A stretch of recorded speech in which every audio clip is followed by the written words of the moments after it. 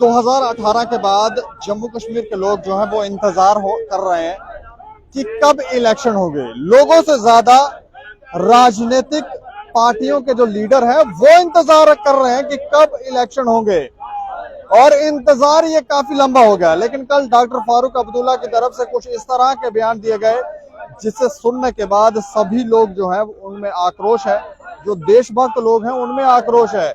Doctor Farooq Abdullah साहब ने कहा कि अगर सेना और सरकार की दखलंदाजी इलेक्शन के दौरान हुई तो फिर यहाँ पर बवाल होगा, तूफान आएगा, और ऐसा तूफान जिसको कोई रोक नहीं सकेगा। इस बयान को सुनने के बाद सभी आक्रोशित हैं। उन्होंने कहा कि सेना जो है वो इलेक्शन में। अच्छा राकेश जी बोले। देखिए, मेरा नाम राकेश बजरंगी है, मैं राष्ट्रीय बजरंग दल का प्रदेश का अध्यक्ष हूँ। हमारा आज का विरोध प्रदर्शन एनसी पार्टी के खिलाफ और उनके अध्यक्ष, प्रदेश अध्यक्ष जो हैं डॉक्टर फारूक अब्दुल्ला जी, उनके खिलाफ है।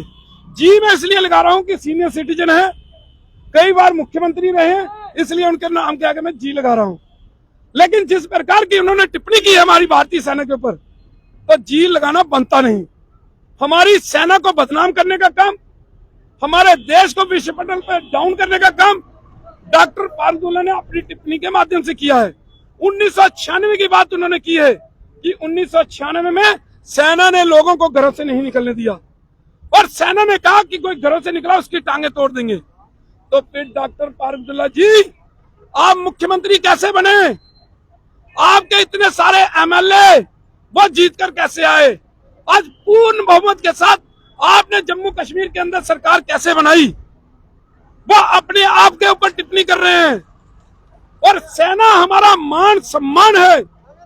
अगर सेना के ऊपर कोई टिप्पणी करेगा या उनके ऊपर कोई उंगली करेगा तो हम उस उंगली को तोड़ने का काम जो है वो देश के अंदर करेंगे।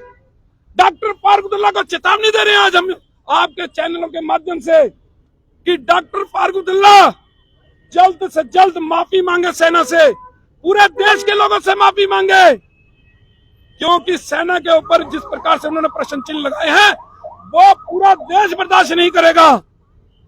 और सेना के सम्मान के लिए हम सब आज सड़कों के ऊपर हैं। सेना से माफी मांगने का काम डॉक्टर फारूक अब्दुल्ला जल्द से जल्द करें। अगर नहीं करेंगे, एनसी दफ्तर का घेराव, एनसी के जितने लीडर यहाँ रह रहे हैं उनके घरों का घेराव, डॉक्टर फारूक अब्दुल्ला जब जम्मू के अंदर आएंगे उनका घेराव करने का काम राष्ट्रीय बजरंग दल करेगा। एनसी का मुंह तोड़ जवाब देने का काम जो है वो भी राष्ट्रीय बजरंग दल करता रहेगा जब तक डॉक्टर फारूक अब्दुल्ला इसके ऊपर माफी नहीं मांगते। एक और बात उन्होंने, सस्ती टीआरपी लेने के लिए, क्योंकि उनका जहाज डूबता जहाज है, उनकी पार्टी डूबता जहाज है। कश्मीर के अंदर भी जनाधार खो रहे हैं, जम्मू के अंदर से सुपड़ा साफ। तो वापस कश्मीरियों को खुश करने का काम, इस प्रकार की स्टेटमेंट देकर, आर्मी को बदनाम करने की स्टेटमेंट देकर वो सस्ती टीआरपी पाना चाहते हैं और वहां के लोगों को साथ लगाना चाहते हैं। इस प्रकार की टिप्पणियां चाहे महबूबा मुफ्ती हो चाहे फारूक अब्दुल्ला हो, यह समय समय के ऊपर आर्मी के ऊपर देते रहते हैं, जिसके बाद कई बार डॉक्टर फारूक अब्दुल्ला माफी भी मांग लेते हैं। डॉक्टर फारूक अब्दुल्ला कहते हैं कि मैं कुछ भी बोलूं तो लोग कहते हैं कि देशद्रोही है। भाई देशद्रोही नहीं तो और क्या है? जिस प्रकार की स्टेटमेंट उन्होंने आर्मी के ऊपर दी, वो स्टेटमेंट 26 साल पुरानी, 26 साल के बाद एनसी 2 बार सत्ता में रह चुकी है, और उसके बाद उनको याद आया केवल इसलिए, केवल सस्ती टीआरपी पाने के लिए और अपने आप को सुर्खियों में रखने के लिए इस प्रकार की ऐसी स्टेटमेंट दी गई है। हम मांग करते हैं और हम ये कहना चाहते हैं कि जल्द से जल्द इसके ऊपर माफी मांगी जाए, अन्यथा पूरे देश के अंदर एक बहुत बड़ा रोष जो है वो एनसी के खिलाफ है। राकेश जी एक और बात वो कह रहे हैं कि अगर इलेक्शन के दौरान सेना और सरकार की दखलंदाजी हुई तो फिर तूफान आएगा, और तूफान भी ऐसा कि थमेगा नहीं। इसके पीछे क्या लगता है?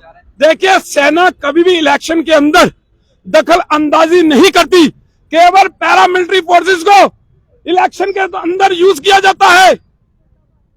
कानून के हिसाब से सेना कभी भी इलेक्शन के दौरान काम नहीं करती है। ये चाहे 1996 के इलेक्शन हो, चाहे उससे पहले के या आज तक के जितने इलेक्शन हैं, आप देखिएगा, कभी भी आप सर्च करिएगा कि सेना इलेक्शन के अंदर काम नहीं करती है। यह केवल सेना को बदनाम करने का काम जो है वो डॉक्टर फारूक अब्दुल्ला ने किया है। सेना का मान सम्मान हमें सबसे ज्यादा प्रिय है। अगर सेना के ऊपर कोई उंगली उठाएगा तो हम उस उंगली को तोड़ने का काम भी जो है वो कर सकते हैं। इसलिए डॉक्टर फारूक अब्दुल्ला को चेतावनी है कि जल्द से जल्द वापसी करते हुए इसके ऊपर माफी मांगे। तूफान आने वाली बात क्यों कह रहे हैं? अरे तूफान पता नहीं कौन सा तूफान आना। अब तूफान तो उसकी पार्टी के अंदर आया हुआ है कि एक एक करके सभी जा रहे हैं।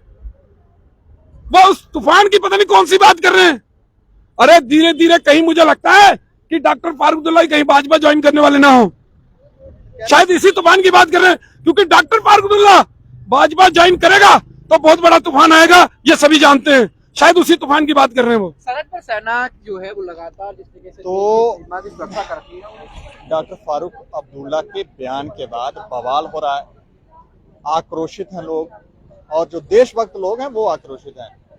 उन्होंने कहा कि अगर इलेक्शन में सेना और सरकार की दखलंदाजी हुई तो फिर तूफान आएगा। और ये कौन से तूफान की बात कर रहे थे वो बात तो समझ नहीं आई, लेकिन इनकी तरफ से साफ तौर पे कहा गया है कि सेना को बदनाम करने की कोशिश ना की जाए और जो बयान दिया गया उसके लिए माफी मांगी जाए। इस खबर के ऊपर आप भी प्रतिक्रिया रखें और देखते रहें दैनिक सवेरा समाचार। मुझे और मेरे सहयोगी राजीव गुप्ता को दें इजाजत। नमस्कार।